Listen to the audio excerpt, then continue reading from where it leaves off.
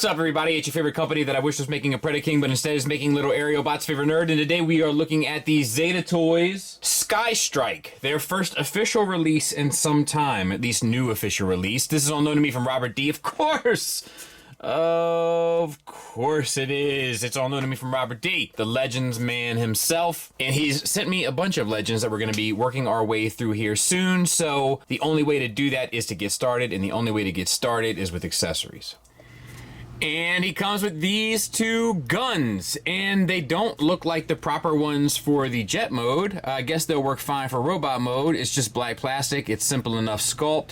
Other than that, nothing to write home about and no paint whatsoever. They will fit fine underneath with a peg to kind of port style, and he'll hold them just fine. And with that, we can get started with the alt mode, and I gotta be honest with you, it's pretty impressive. And especially impression-wise, like, I was like, whoa. Like, it's got weight to it because there's die cast in the lower legs and maybe in the chest here.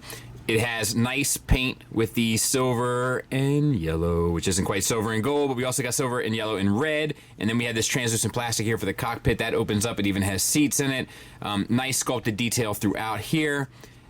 The red is painted. There's paint on the bottom. Like, this is a pretty stellar jet mode, and I don't really have a whole lot else to say about it. I don't think there's anything. The only issue I guess I could suggest is that these are the landing gear. They're kind of always constantly in place, it seems, and they don't roll or anything, so you're just kind of stuck like this. But I don't really think that's the biggest deal in the world. But if you do, it's a valid criticism.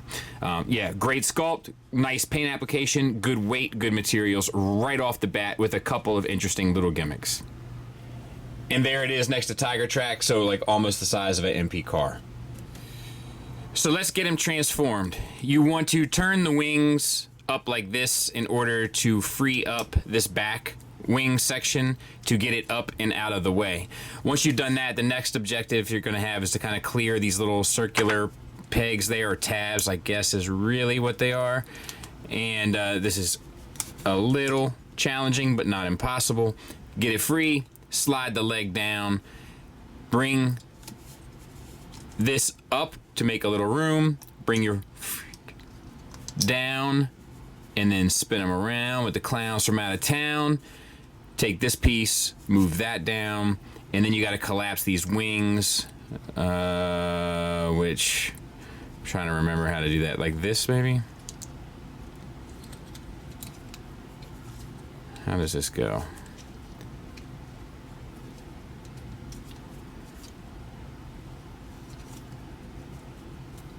Why is this eating me up?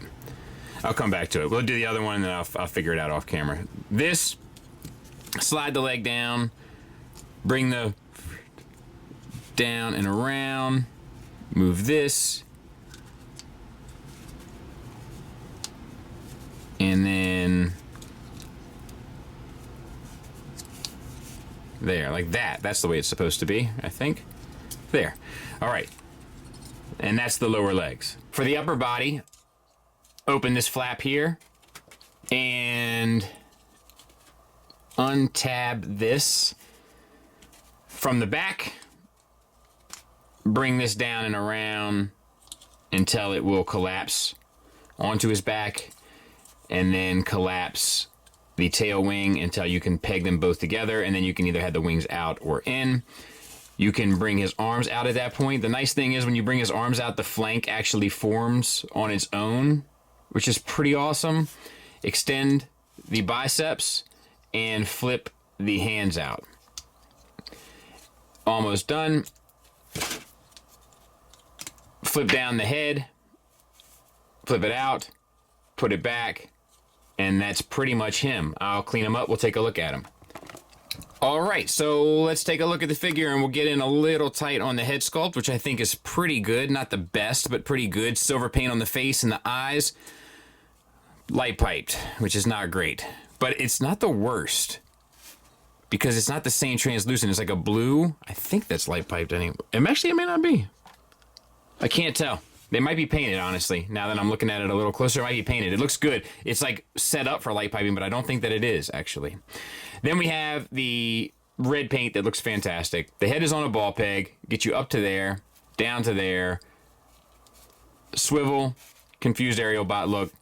It all works. Shoulders get you out to 90 degrees. We'll back out just a little bit. It's a universal, so it'll also get you 360 around. It acts like a universal. It's a swivel and a hinge, but it acts like a universal. And then we have a bicep swivel, a single hinged elbow that gets you 90 degrees, and then the wrist hinge in and out. And is there, I don't think there is, no wrist swivel that I can see. Same for the other side. Waist swivel, it's in there. No ab crunch, but I think that's okay. And then we have universal joints for hips that get you out to the side for the full Van Damme. We have little hip skirts here. If we move them out of the way, you get the full Monty. I'll back out all the way so we can look at the rest. Thigh, ooh, that's a little bit of a bummer. Nothing that can't be repaired, but obviously a little bit off build-wise. Let's see if we can't. Let's look at the other one. Thigh swivel, tight here too. It might work itself out as well. And then we have a single hinged knee that gets you a little shy of 90 degrees, mainly because of the kibble on the back of the leg. And then we have the die cast down here. This is die cast. This is painted. The red is painted. And then we have ankles, which are basically double jointed because there's a peg system here that's like a T. The T is at a hinge, and then the bottom of the T is a ball peg. Using both, you can get an ankle tilt up, an ankle tilt down, and a pretty significant rocker. So that all checks out. Articulation-wise, it's pretty much good to go. Oh, this came a little cattywampus here. Let's see if we can't make that look pretty again. There. And then there he is from the back. You know, and aerial bots always had this like jet backpack, so we can't really gig them for that. You know what I mean? I think it's a pretty solid little figure. There he is with our usual suspects, our Iron Factory old school scale blaster and the Hasbro Legend Stunticon, so decent size. And there he is with new Iron Factory scale Tarn, so once again kind of right in the pocket.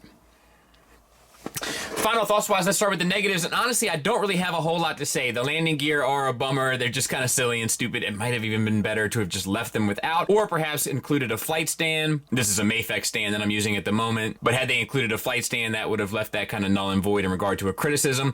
The knee joints could have used a little bit more range of motion. Honestly, you do find them to be a little limiting as you're posing the figure. There's a couple little build issues, like where the thighs connect to the hips, along with some of the flaps and stuff, but it's really small potatoes. There's the gaps in the forearms, but they don't really bother me.